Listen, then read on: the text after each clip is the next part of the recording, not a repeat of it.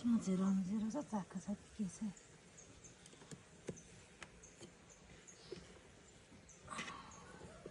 यो सबै जोडेर लगाएको हुन्छ कि बन्दै निस्किनु भन्दैन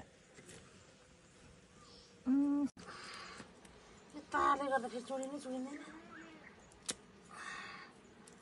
बामुनी त बच्चा मात्रै छन्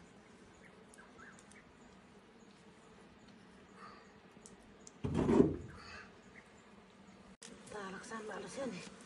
त्यहाँ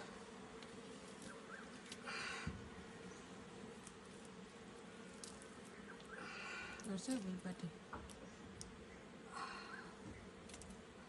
भोरै त त्यो त